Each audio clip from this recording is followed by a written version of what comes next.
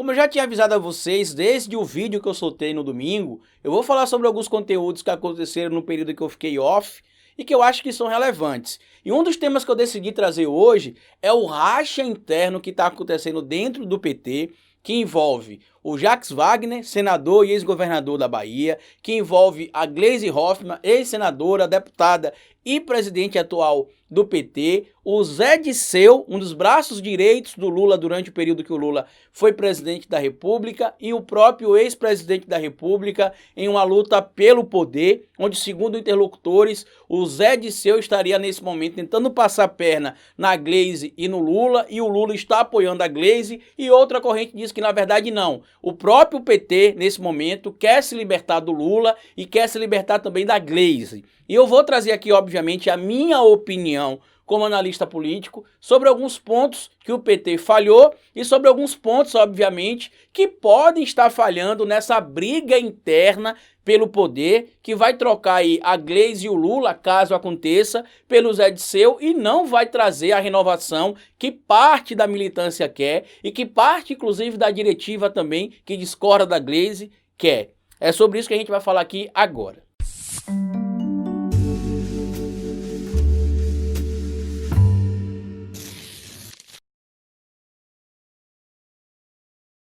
Pois bem, meus amigos, como vocês sabem, parte do meu trabalho aqui é fazer críticas também a partidos e políticos de esquerda que eu acredito e que eu simpatizo. Só que nem sempre, obviamente, a militância vai enxergar com bons olhos e não vai entender. Por esse motivo eu decidi fazer esse vídeo aqui, porque lá no dia 2 de dezembro, o dia que eu fiquei off aqui do canal, o dia que eu deixei o conteúdo gravado e me desconectei daqui, saiu reportagem em vários portais, portais da UOL, na revista Veja, falando sobre o racha interno que estaria acontecendo dentro do PT, onde estariam tentando derrubar a Gleisi para poder levar o Lula junto, e que estava tendo um racha entre dois grupos, um grupo liderado supostamente pelo senador e ex-governador da Bahia, Jacques Wagner, e outro grupo liderado pelo José Disseu. E eu na hora vi essa notícia chegando no meu celular, algumas pessoas mandaram, só que como eu estava desconectado, eu decidi descansar, e quando eu voltasse, eu voltaria a falar sobre isso. Ficou redundante, mas só para que fique claro. E eu voltei, fiz a leitura das matérias, obviamente,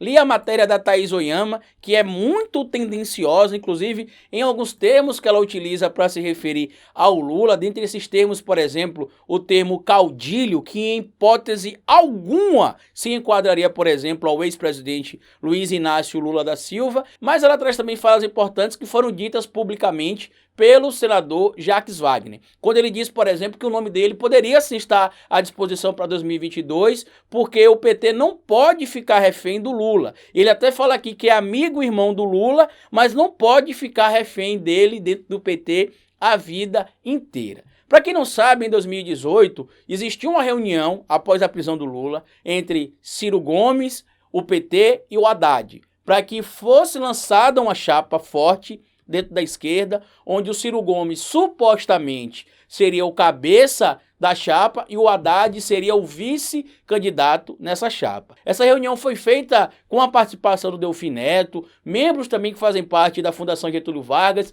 e segundo outros informantes, também teria tido a participação, se não direta, indireta, do senador Jacques Wagner, que era um dos entusiastas, junto com o governador da Bahia, o Rui Costa, da campanha onde o Ciro seria o cabeça da chapa e o Haddad o vice. Segundo Ciro Gomes e o próprio Haddad também já deu a entender, eles saíram da reunião, o Ciro confirmou isso e o Haddad deu a entender, eles saíram da reunião com a chapa formada, Ciro cabeça e Haddad o vice na chapa. Porém, diz que ao chegar na diretiva do PT, na figura da Gleisi e do próprio Lula, a informação mudou. A informação foi que o Lula não queria que o Haddad fosse vice do Ciro, e a gente viu toda essa polêmica que passou a surgir, e esse ódio, de certo modo, entre o Ciro e o PT, entre o Ciro e o Lula, entre o PDT e o PT, e por aí vai. Só que após a derrota eleitoral em todas as capitais do nosso país, o PT, obviamente, vai precisar de uma reformulação. Muita gente disse, inclusive a própria matéria da Thaís Oyama, que, como eu já disse, eu achei muito tendenciosa, segundo ela, foi uma determinação do Lula que a Glaze mandasse, pedisse ou determinasse que o PT deveria lançar o máximo de candidatos possíveis em várias cidades e capitais, mesmo em cidades que o PT não teria força e que basicamente entraria para atrapalhar o candidato da esquerda que poderia vencer a eleição ou ir para o segundo turno. Ela até dá algumas falas aqui, como eu já disse, são muito tendenciosas, eu não vou repetir. Porém, uma coisa que eu tenho de trazer para vocês aqui, que é importante para o nosso debate, é que sim, o PT precisa se renovar e precisa não se libertar da figura do Lula, como algumas pessoas tentam dizer, mas sim deixar claro a importância que o Lula teve e tem dentro do cenário político do Brasil, dentro do cenário político mundial, dentro da esquerda e dentro do próprio PT. Mas chegou a hora de ele passar o bastão. Muita gente tem dito que o sucessor natural seria o Fernando Haddad. Só que após o que aconteceu agora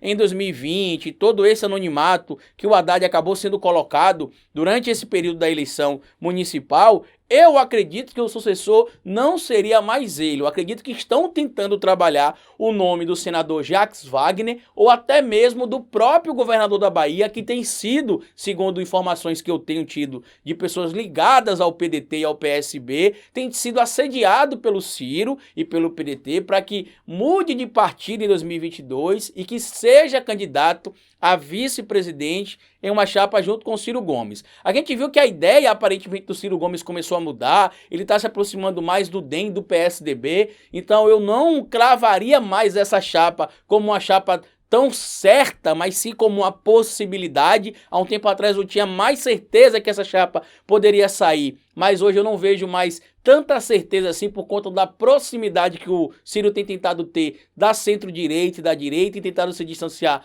do PT. E mesmo que o Rui Costa mude de partido, vão tentar sempre associar ele ao PT de qualquer maneira. Só que surge uma figura importante dentro do PT e dentro também da história da esquerda, que é o José Dirceu, que estaria sendo, segundo informações de interlocutores do PT, a ovelha aí que estaria querendo se desviar do caminho do PT. Em que sentido, Carlito? Segundo informações de interlocutores e de pessoas, inclusive, que fazem parte da diretiva do PT, o José Dirceu seria responsável por estar disseminando informações falsas atreladas a Gleisi Hoffmann e ao Lula, visando tirar a presidente do PT do poder e, em consequência, tirar o Lula, porque, segundo interlocutores, o Lula estaria ao lado da Gleisi e não apoiaria o José Dirceu.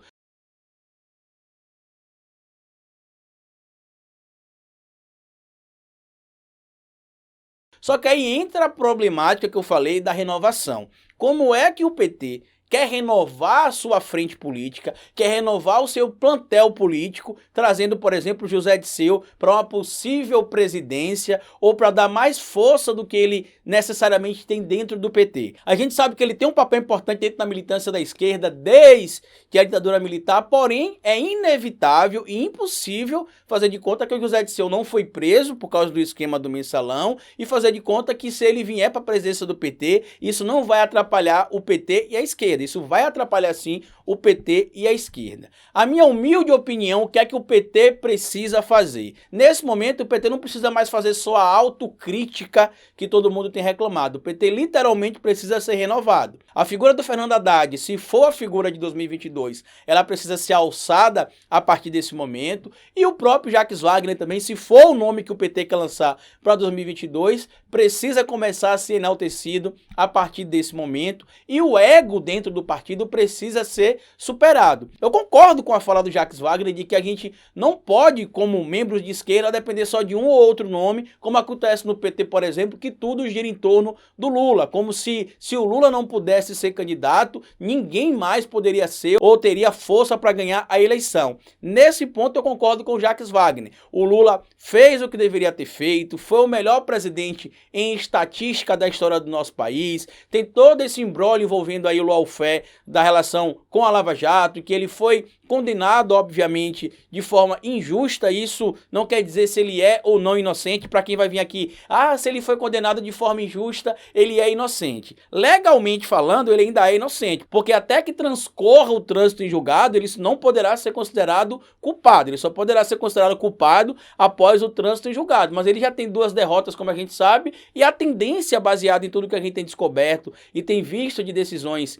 sendo tomadas com frequência, é que o julgamento dele seja anulado. Mas nesse momento eu acredito que o Lula deveria ter um papel apaziguador e de união dentro do PT e dentro da esquerda. Mas isso obviamente preocupa a militância, especialmente a militância que gosta do Lula, que apoia o Lula. E eu queria saber de você, o que é que você acha disso aí? Se o Zé Disseu seria um bom nome para a presidência do PT? Eu descarto totalmente, já deixo claro isso aqui. Se vocês acham que o nome do senador Jacques Wagner, ex-governador da Bahia, é um bom nome para a presidência da República em 2022 pelo PT, e se vocês acham também que o Jacques Wagner está certo, o PT não pode só depender do Lula, apesar de ele ter grande importância dentro da história política do nosso país, do mundo, da esquerda e do PT, o PT precisa se renovar. Se vocês concordam, comenta aqui sobre isso, e eu queria dizer para vocês uma coisa, a situação tá complicada dentro do PT. Vários grupos estão se mobilizando para tentar tirar a Gleisi, fazer com que ela renuncie, tentar tirar ela do poder de qualquer maneira,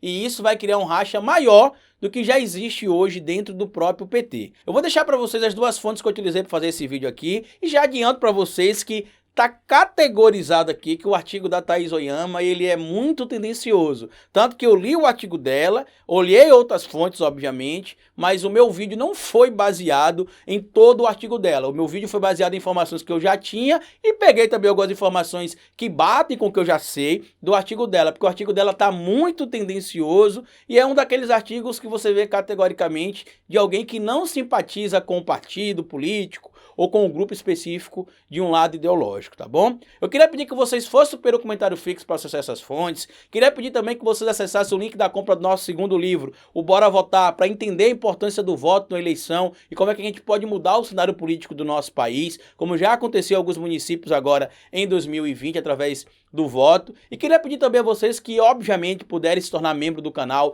Aqui embaixo tem um botão intitulado de Seja Membro. Na descrição do vídeo tem um link do Apoia-se para quem quiser ser apoiador por boleto bancário a partir de R$5. Para quem quiser fazer doação bancária também, através das contas, o link estará na descrição desse vídeo. E se você quiser adquirir alguma das camisas do nosso canal, basta acessar aqui, ó, lojadohistoriador.com, que é uma maneira que vocês têm também de apoiar o meu trabalho. Passados os recados, se inscrevam no canal, deixa like e lembre-se, cabeça vazia é oficina para Bolsonaro.